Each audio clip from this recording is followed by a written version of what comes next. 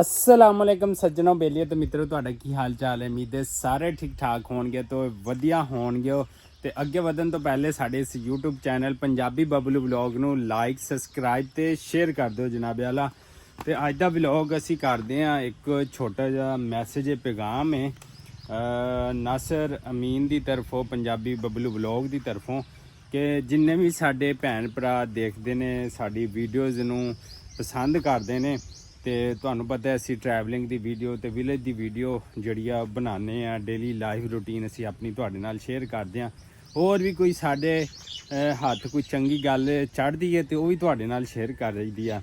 ਤੇ ਜਨਾਬ ਵਾਲਾ ਮੈਸੇਜ ਇਹ ਹੈਗਾ ਕਿ 14 ਅਗਸਤ ਜਿਹੜੀ ਆ ਉਹ ਆਉਣ ਵਾਲੀ ਆ।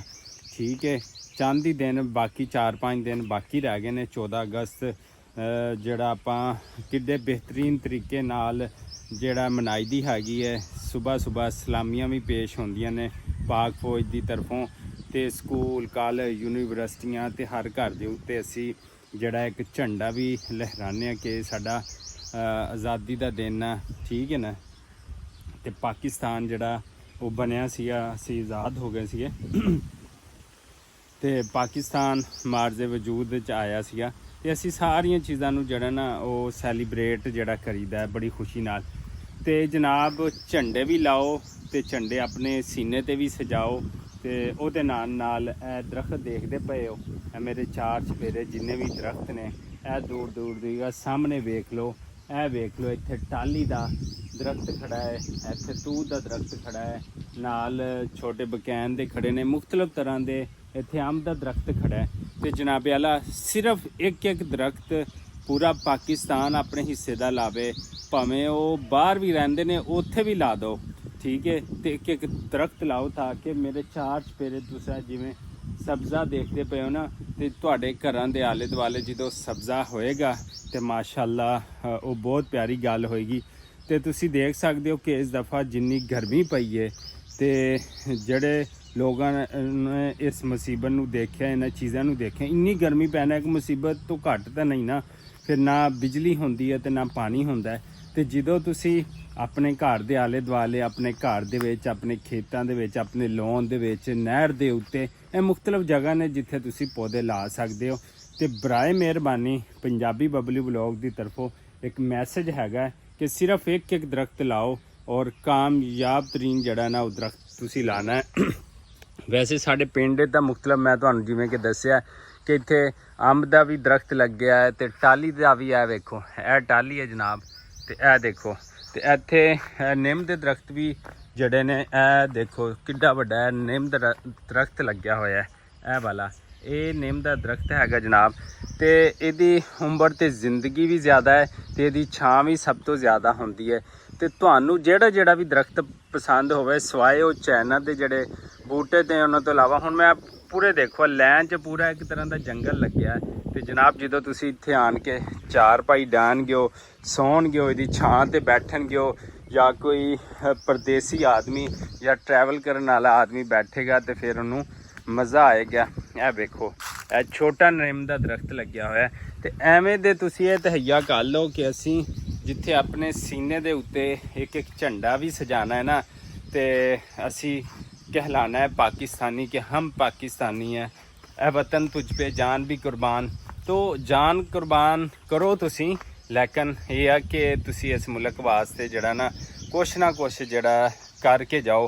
अपने अपने हिस्से का जड़ा ना एक दरख्त लाजमी लाओ, बजाए वो बच्चों नूं सारा दिन कोई खिलौना आया टैकर या टीकर ਉਹ ਹੱਥ ਦਿੱਤਾ ਹੈ।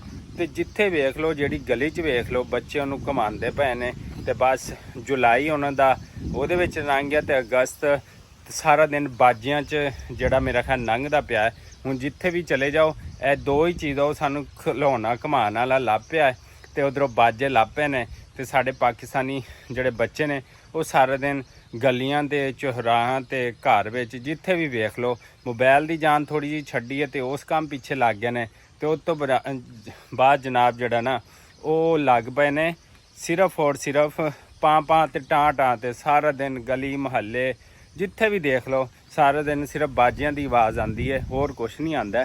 ਤੇ ਆਪਣੇ ਬੱਚਿਆਂ ਨਾਲ ਇੱਕ ਪੌਦਾ ਖਰੀਦੋ, ਉਹਨਾਂ ਨੂੰ ਝੰਡਾ ਵੀ ਹੱਥ 'ਚ ਪਕੜਾਓ ਤੇ ਉਹਨਾਂ ਦੇ ਨਾਲ ਜਾ ਕੇ ਜਿਹੜਾ ਨਾ ਇੱਕ ਇੱਕ ਦਰਖਤ ਵੀ ਜਿਹੜਾ ਨਾ ਲਾਓ, ਤਾਂ ਕਿ ਜਦੋਂ ਅਗਲਾ ਅਗਸਤ ਆਏਗਾ ਉਦੋਂ ਉਹ ਦਰਖਤ ਜਿਹੜਾ ਵੱਡਾ ਹੋ ਜਾਏਗਾ, ਤੁਹਾਨੂੰ ਵੀ ਖੁਸ਼ੀ ਹੋਏਗੀ ਤੇ ਇਸ ਜਿੰਨੀ ਵੀ ਸਾਡੀ ਪਾਕਿਸਤਾਨ ਕੌਮ ਆ ਉਹਦੇ ਵਾਸਤੇ ਵੀ ਇੱਕ ਬਿਹਤਰੀਨ ਤੋਹਫਾ ਹੋਏਗਾ।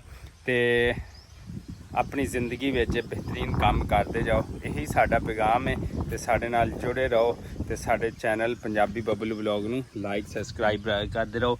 ਇਹ ਦੇਖੋ ਛੋਟਾ ਜਿੰਨਾ ਪੌਦਾ ਹੈ ਤੇ ਇਨਸ਼ਾਅੱਲਾ ਅਗਲੇ ਸਾਲ ਕਿੰਨਾ ਵੱਡਾ ਹੋ ਜਾਣਾ ਤੇ ਐਵੇਂ ਫਿਰ ਹਰਿਆਲੀ ਹੋਏਗੀ ਚਾਰੋਂ ਤਰਫ। ਦੇਖ ਲਓ ਤੇ ਮਿਹਰਬਾਨੀ ਕਰੋ ਆਪਣੇ ਆਪ ਤੇ ਵੀ ਤੇ ਇਸ ਮੁਲਕ ਤੇ ਵੀ। ਚਲੋ ਤੁਹਾਨੂੰ ਅਗਰ ਕੁਝ ਹਕੂਮਤ ਨਹੀਂ ਦਿੰਦੀ, ਕੋਈ ਕੁਝ ਨਹੀਂ ਦਿੰਦਾ ਤੇ ਤੁਸੀਂ ਹੀ ਕੁਝ ਕਰ ਜੋ ਇਸ ਮੁਲਕ ਵਾਸਤੇ। ਤੁਸੀਂ ਇੱਕ ਇੱਕ ਪੌਦਾ ਤਾਂ ਲਾ ਸਕਦੇ ਹੋ। ਫਿਰ ਪੌਦੇ ਵੀ ਤੁਸੀਂ ਮੁੱਲ ਦੇ ਨਾ ਲਾਓ, ਕਿਸੇ ਦਿਹਾਤੀ ਇਲਾਕੇ ਚਲੇ ਜਾਓ, ਉੱਥੇ ਤੁਹਾਨੂੰ ਨਿੰਮ ਦੇ ਬੇਸ਼ੁਮਾਰ ਜਿਹੜੇ ਪੌਦੇ ਲੱਭ ਪਏ ਨੇ। ਨਰਸਰੀ ਨਾ ਜਾਓ, ਨਰਸਰੀ ਵੀ ਜਾਣਗੇ ਨਿੰਮ ਦਾ ਜਿਹੜਾ ਬੂਟਾ ਮਹਿੰਗਾ ਨਹੀਂ ਹੈਗਾ, ਕੋਈ 20 30 40 50 100 ਰੁਪਏ ਦਾ, ਬਸ ਇਹ ਤੋਂ ਉੱਤੇ ਨਹੀਂ ਹੈਗਾ। ਤੇ ਜਿਹੜੇ ਆਪਣੇ ਬੱਚਿਆਂ ਨੂੰ ਤੁਸੀਂ ਬਾਜੇ ਲੈ ਕੇ ਦੇਣੇ ਨੇ, ਜਿਹੜੇ ਉਹਨਾਂ ਨੂੰ ਖਿਡੌਣੇ ਲੈ ਕੇ ਦਿੰਦੇ ਹੋ, ਅੱਜ ਕੱਲ੍ਹ ਜਿਹੜੇ ਗਲੀਆਂ ਮੁਹੱਲਿਆਂ ਚੱਲਦੇ ਪਏ ਨੇ ਉਹ ਘੁਮਾਉਣ ਵਾਲੇ, ਤੇ ਉਹ ਤੋਂ ਤੁਸੀਂ ਬਿਹਤਰ ਹੈ ਕਿ ਸਿਰਫ 100 ਰੁਪਏ 'ਚ ਇੱਕ ਪੌਦਾ ਲਾਓ ਤੇ ਸਾਰੀ ਉਮਰ ਸਮਝ ਲਓ ਕਿ ਤੁਸੀਂ ਇੱਕ ਦਰਖਤ ਲਾਤਾ ਜੰਨਤ ਦਾ। ਤੇ ਇਸ ਪਾਕਿਸਤਾਨ ਨੂੰ ਜਿਹੜਾ ਨਾ ਐਵੇਂ ਗਰੀਨ ਤੁਸੀਂ ਬਣਾਉਣਾ ਹੈ ਤੇ ਖੁਸ਼ਹਾਲ ਬਣਾਉਣਾ ਹੈ। ਸਾਨੂੰ ਦਿਓ ਇਜਾਜ਼ਤ, ਅੱਲਾ ਨਿਗਹਿਬਾਨ।